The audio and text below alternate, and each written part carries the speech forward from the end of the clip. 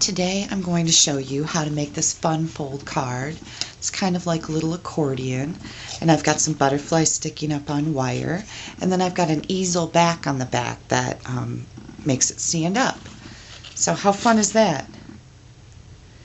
Okay, the first thing we're going to do is take our Simply Scored, and we're going to score our cardstock. Your cardstock should be cut at 4 1/4 by 11, and I've actually got a full sheet of paper here because I'm going to make two at once. I always like to do that when there's scoring involved.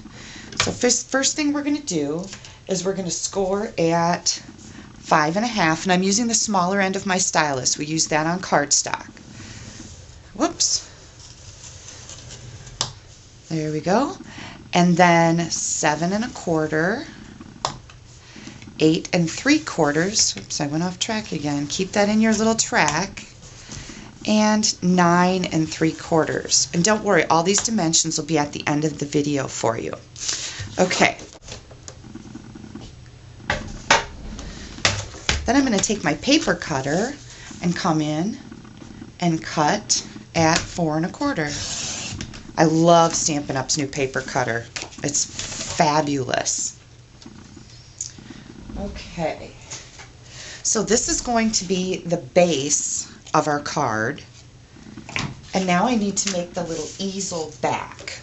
So we're going to bring our Simply Scored back in here, and we're going to score it at 1 1/2, 2 1/4,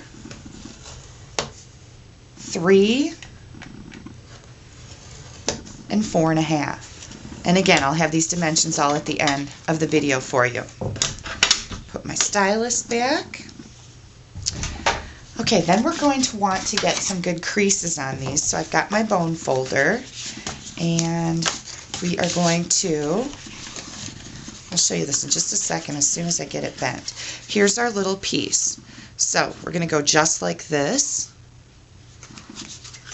And like I said, we're going to get some good creases on here. Move it back and forth. And we need one more right here. There we go. So this is our easel back that's going to help our card stand up. Okay, and now with our big card, we're going to fold that in half because we scored it at 5 1/2. And then back and forth and back and forth. Just like this. And again, I'm going to give some good crisp fold lines here. There we go. So when our card is all done, it's going to sit like this with the easel behind it.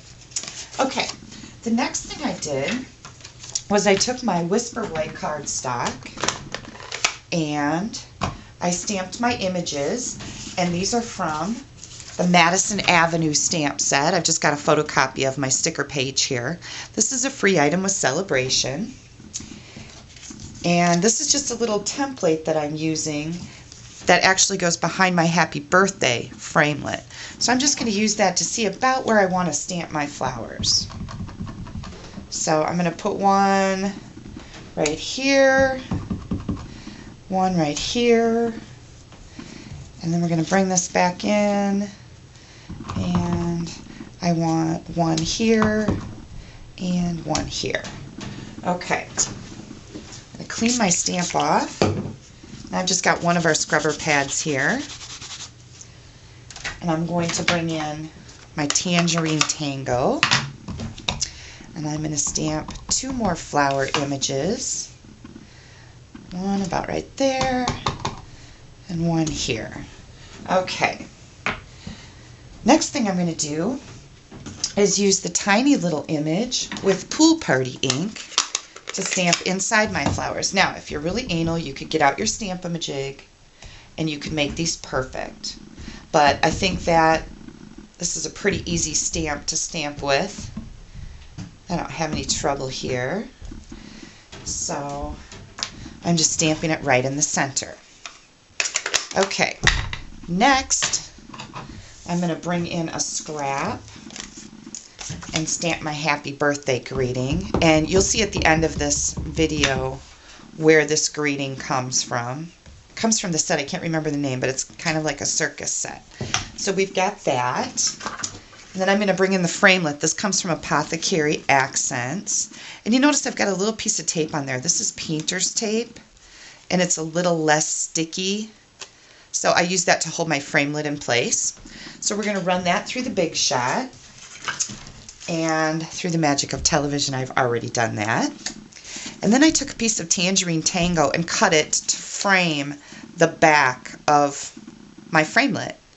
And that piece is 1 5/8 by 3 1/8. And right now I am looking for my tape. Here it comes. Okay, so I'm just going to put some tape on the back of here and layer this piece on. Great. The other thing I did was I took my 1-inch circle punch and I punched out a couple circles.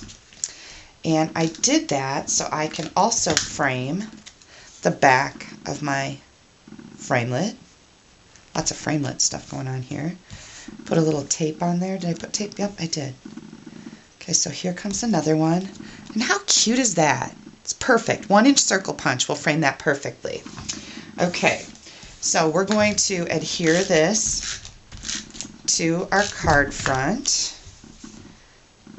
just like this. Oh, maybe I'm going to move it down just a little bit.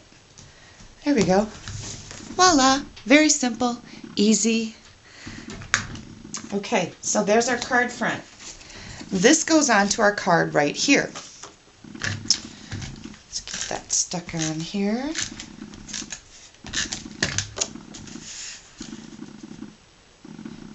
I've got that.